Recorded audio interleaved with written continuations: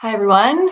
My name is Karen Tereposky. I am an employment lawyer with Peru Markin in the Calgary office of the firm, and I am with you today to answer any employment law or related questions that you might have, human rights, etc., anything related to to employment law.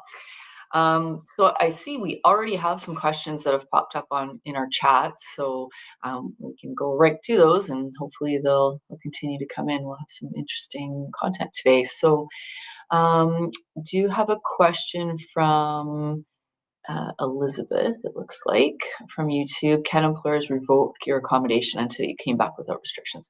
So I do see a fair bit where employers think that they can say to employees who have submitted medical on their return from a leave that says, I can come back, but with these restrictions, and say it's something like I can only work half days or I can only work 3 days a week or something. So I've seen employers that say, no, we're not going to have you back until you can come back full time. Really, they can't do that. They should be trying to work with you and accommodate you with those restrictions. And if they can't do 3 days a week, then they should be trying to do 4 days a week or having conversations with you, participating in that accommodation process to be able to fulfill your accommodations to the greatest extent they can, up to the point of undue hardship. So they have to participate in accommodation to the point of undue hardship, which is a very high bar. And so they shouldn't just be saying to you, no, we're not bringing you back until you can come back full time without restrictions. They should be trying.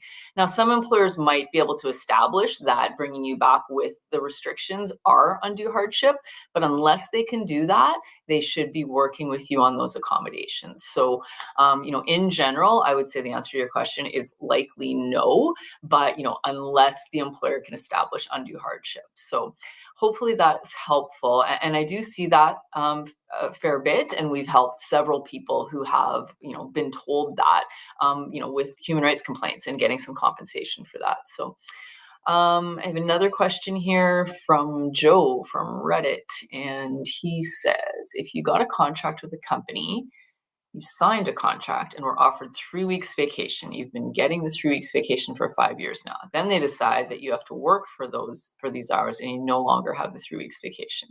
You have to work a number of hours to earn the 3 weeks vacation. Is that legal for a company to do? So basically, they're changing a term of your employment. It is obviously a term of employment if it's in your employment contract. Plus, you've been working under that term for a number of years, 5 years. So if they want to change a term of your employment, a company is allowed to do that in certain ways. So the first way that they can change a term of your employment is by getting you to agree to it, and they have to give you something to make that change. So, a bonus or, a promotion or something, and they can make a change in conjunction with that, or by giving you notice that that change is going to happen. So say they say, oh, this is going to happen in 3 months, then that's likely a proper change.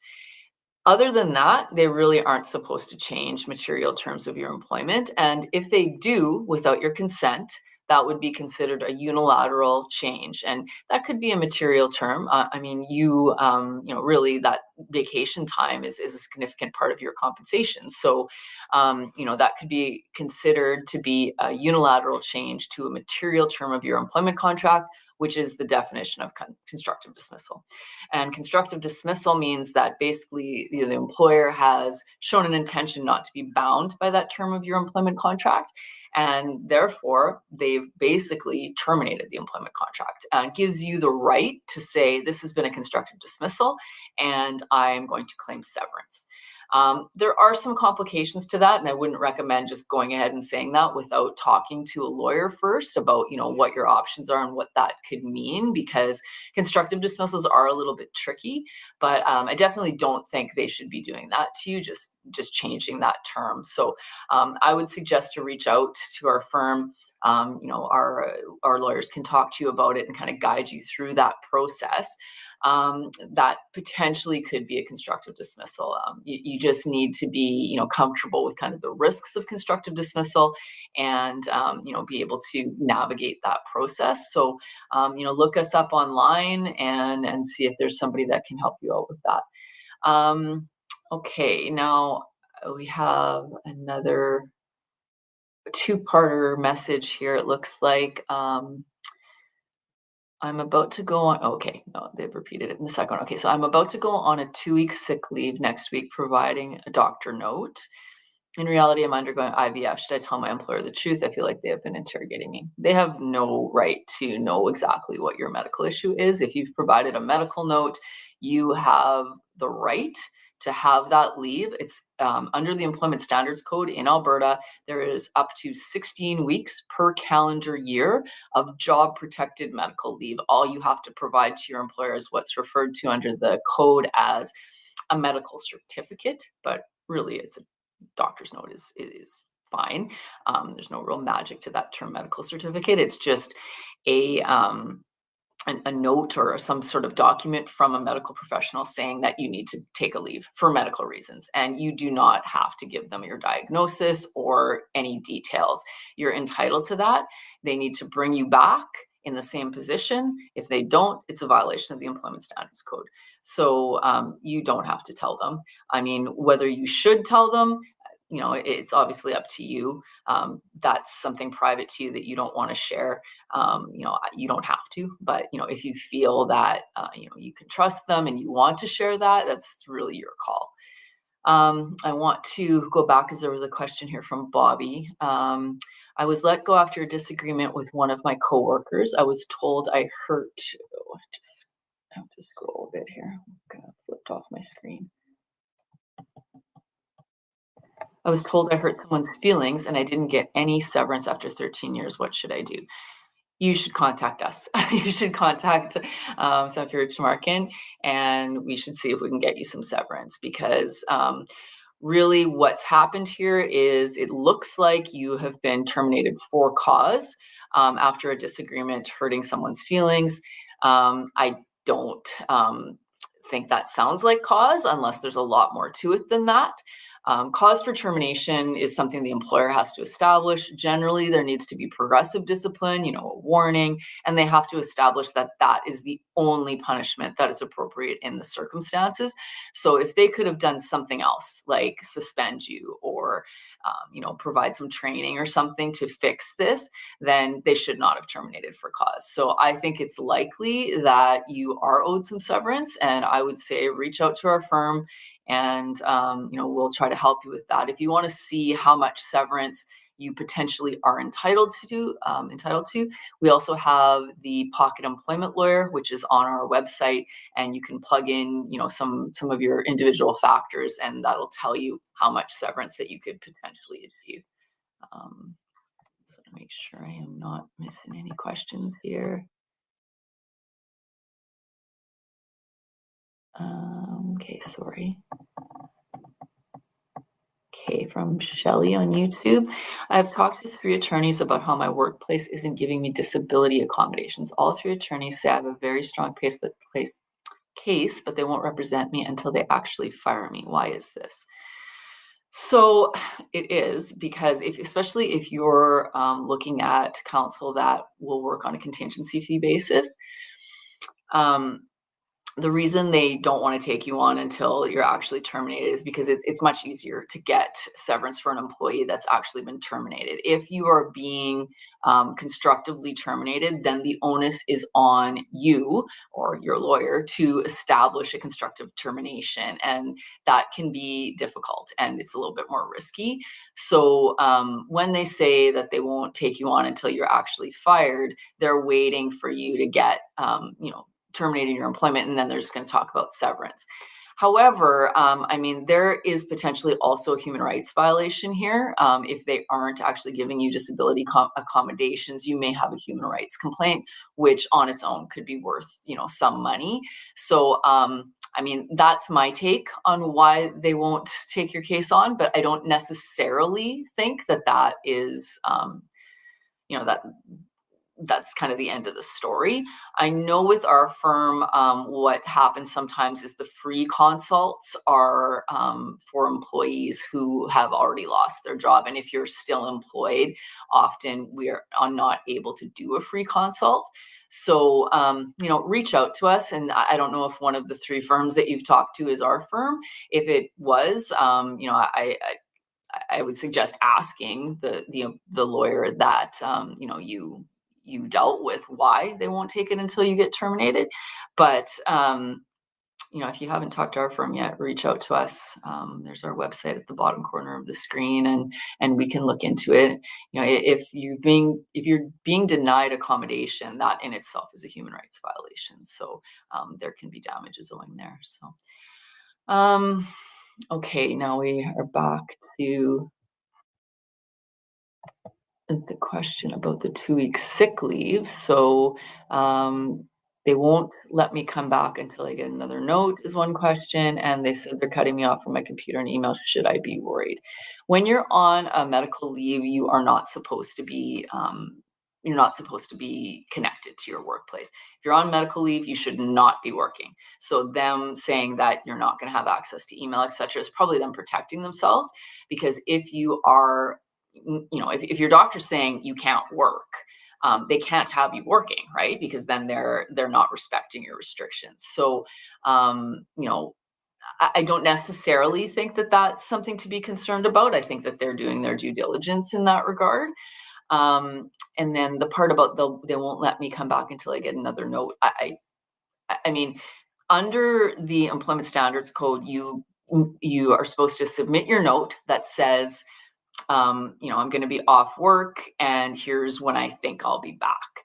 And then it says you're supposed to submit another note that says you're returning, and you're supposed to do it at least, I can't recall off the top of my head, it's either 1 week or 2 weeks prior to your return. So if you are only going to take 2 weeks, I don't see any reason why you can't have that in your note to say, I'm going to be off on 2 weeks. I will be ready to return to work on this day without restrictions. They really shouldn't need to ask you for another note. Some employers say they need one, and I think that's probably under legal advice to make sure that they're not bringing somebody back on full duties that has restrictions.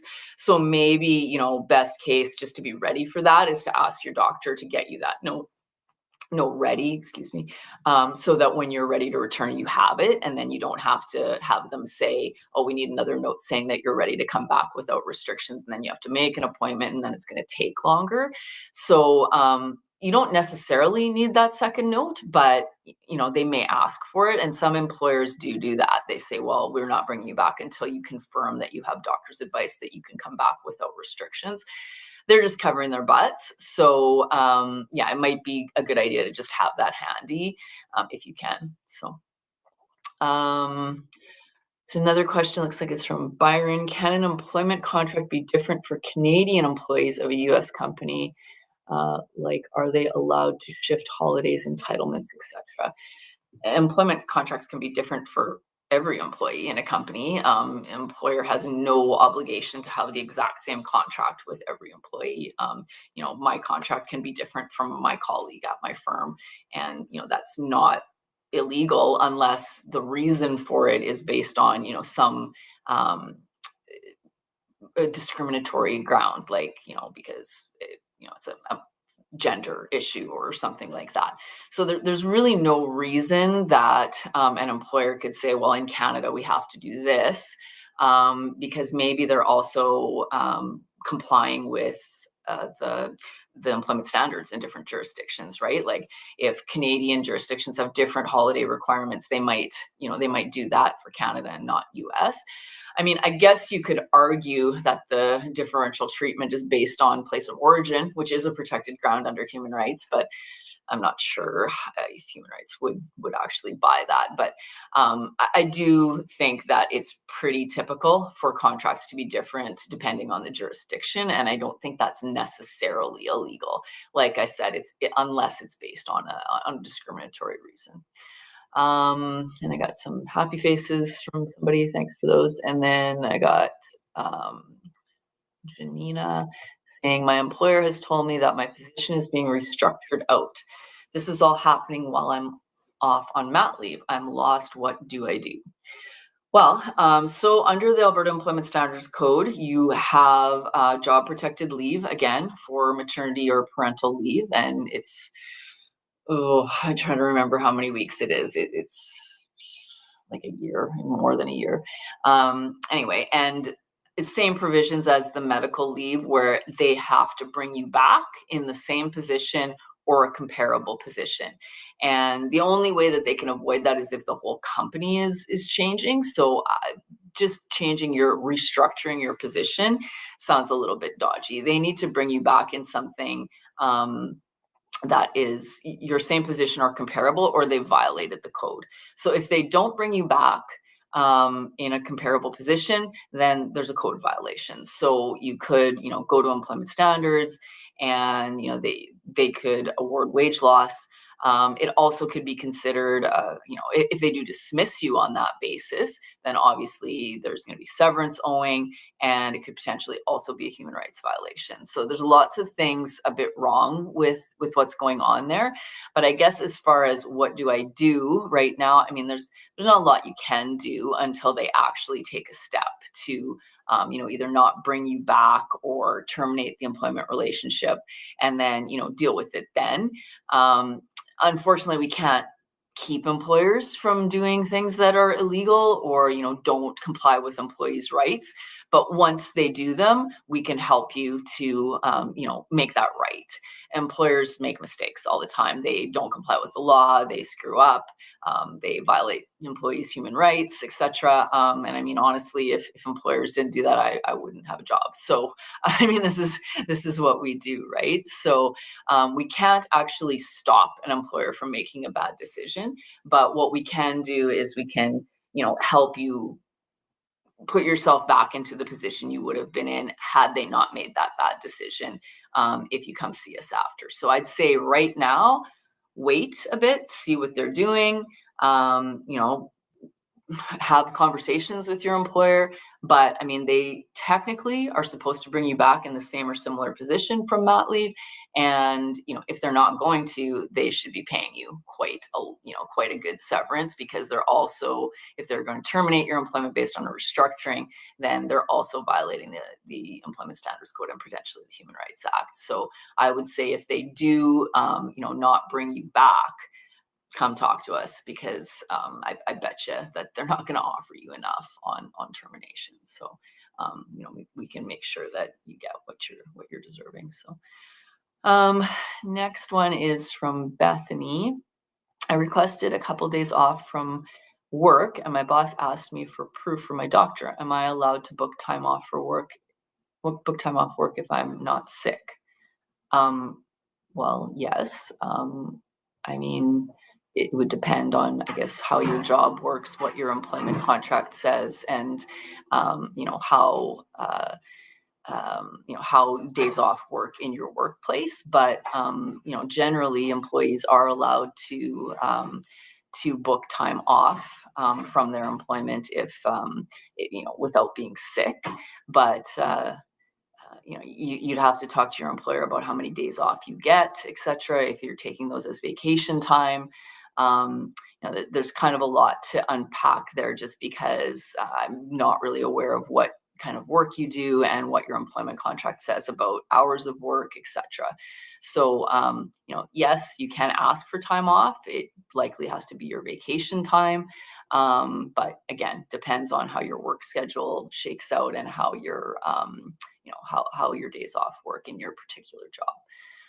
Okay, so next one, can an employer ask you to resign, stating that it's better for your employment record? Is this true? Is it better to quit instead of be fired?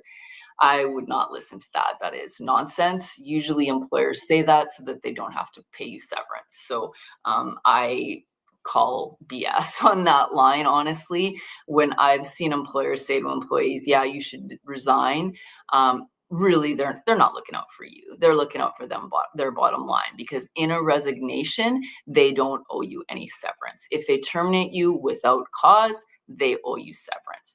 You cannot resign unless it is voluntary and unequivocal. And an employer cannot force you to resign. You have to make that decision yourself. As far as resignation versus termination, if it is a without cause termination, most employers don't care. It happens all the time. People get let go from their employment. If it's with cause, like they're accusing you of something and they're trying to terminate with cause, like you've stolen something or whatever, yeah, that's not great. But also, most employers don't ask you to, provide your termination letter from your last job, or, an ROE that sets out the reason that you were terminated. So, generally when you're in job interviews, you're not having to, go back to your prior employer and say, well, can you tell my prospective employer, why I lost my job? So I really think that there's really not much better about quitting instead of losing your job, especially if it's not based on a cause termination. And the reason that the employer would be telling you that is to save themselves money. So I really would not say that there's really anything better about resigning than being fired. To get those situations looked into when you are, trying to go through that, reach out to us and we can talk you through it, what your exact circumstances are. But in general, when employers do that, it is to save themselves money. They're not looking out for, it looking better for you in the future. Next question. Oh, this is Janina again. Is it likely that I could get my job back if I do speak to a lawyer? Like if I don't want to receive severance, just want to keep working. So we can't make the employer hire you back. There is the ability under the Human Rights Act, as well as under occupational health legislation, for reinstatement into positions after, a tribunal hearing, right? But those are usually, 4 years down the road, and it's pretty rare that the circumstances exist for it to make sense to reinstate someone back into their job if, there is a human rights violation and the tribunal says, yeah, we think this is appropriate right now. So really what, your options are, if your employer terminates you, you're looking to get proper severance that is going to bridge you to your next comparable job. We really can't reverse an employer's decision to terminate the employment contract. And once they make that decision, they generally don't go back on it. So in general, once you are terminated from your employment, you're looking to get proper severance or make sure you're compensated for whatever that violation was, but you're not likely going to get your job back. And it may not be that they're going to terminate your employment. They may be moving you into another position. Under employment standards, it does say the same or comparable position. So it's possible that all they're thinking is like, we're reorganizing, we're going to move you over into this position. You're going to make as much money. You have the same level of responsibility. And if they do that, that's okay. So, I would say wait to see what happens. And, if they do terminate your employment, that's when you want to come talk to us about severance. Okay, question on Facebook from Felicia. I was fired after I got a note from my doctors saying I couldn't perform the daily tasks of my job and need modified duties. My boss said since I can't do my job, they have to let me go. Is that allowed? So again, what they need to do is they need to accommodate you to the point of undue hardship. So if you couldn't perform the daily tasks of your job at all, and there was no prospect that you were going to return to those ever, then maybe they don't have to keep you employed. But generally what happens is people come back from medical with some restrictions. They can't do this, they can't do that, they can't lift, they can't, climb a ladder, they can't, reach over their head or something. But a lot of times there's prognosis for that to change. And the employer has to accommodate you to the point of undue hardship in trying to give you those accommodations if you have some restrictions on your work. And, just saying, well, no, we're firing you, that's not really what they're supposed to do. They're supposed to look into other jobs if they can't accommodate you in this job. They're supposed to, try to put you in a different spot for a while, light duties. I've had people who, come in and are like sweeping floors or something like that while they're on restrictions until they're recovered. So, I mean, in general, I would say the answer to your question is no, it's not allowed. But it may be that if you can't ever perform your job duties and they have nothing else for you, then they could be allowed to do it. But the chances of that are probably very low. What I would say is, yeah, reach out to our firm. We probably get you a free consult and talk to you about what you could be owed for that, because that's not a reason to terminate someone's employment generally. What they are supposed to do is accommodate you with those restrictions that you have. Okay, next question. Can I be terminated from my job because it's unlikely that I will work in that occupation again? So, I mean, same issue, right? What's happening there is that you probably have some restrictions that maybe you got injured or something and you're coming back, and you can't whatever do the thing you used to do before. What the employer is supposed to do is they are supposed to see if they can find you another job or another position in that in their organization. So for some employers, obviously that's really hard because they're really small employers. Some employers are huge and they have tons of different jobs and tons of different locations. So that level of what constitutes undue hardship depends a fair bit on what the employer what resources the employer has. But terminating you because it's unlikely that you'll work in that occupation again, I don't think that's quite enough. They first have to look to see if they can put you in some other job, if they can modify your position. And unlikely, I don't know if that word makes it good enough, right? What the point is where the contract would be frustrated and it would mean that they have no more obligations to you is where there is no likelihood of a return in the reasonably foreseeable future. So if it doesn't look like you'll ever recover and you can't come back in any other position, the employment contract might be frustrated, which means it just comes to an end. But they first have to do a bunch of things. So, there's the answer to that question is, probably not. If we're going to look for a short answer. Okay, question on Facebook from Ekta. What if the employer goes out of business or sells the business? If they sell the business and the business is operated by somebody else, that's considered a continuation of employment under Alberta law. Basically, if the business continues to operate as a going concern, just keeps going and your employment wouldn't change, then it's like being continuously employed. So that doesn't create a change at all. If the employer goes out of business, I mean, obviously if they're going out of business, they can't really employ you anymore. So, and they probably don't have any money to pay you severance. So, going out of business is a problem because then you're getting into insolvency areas of the law where, you may have a claim against that employer, but if they have no assets or if they're in bankruptcy, your ability to collect on that debt is going to be compromised. So, I mean, they would still have the same obligations, they're supposed to bring you back. They are, supposed to bring you back in that job. But if they don't have that job and they have no money to pay you severance, then it's more about what can you collect. The obligation might be there, but you just might not be able to practically get at that money. So hopefully that answers. And we've only got a minute here left here, but can they restructure my pay? Okay, so that's on the question about being terminated because it's unlikely work in that occupation again. So they're first supposed to look for a job that pays the same. If there is nothing, then they can try to put you in a job that pays something different. So, yes, to a degree, if they really can't find anything that pays the same, they're supposed to keep you in that job.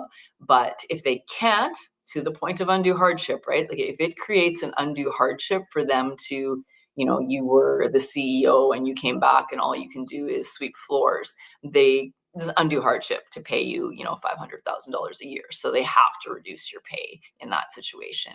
But, depending on what the situation is, they may not be able to. So it depends on what they have available and what they can do.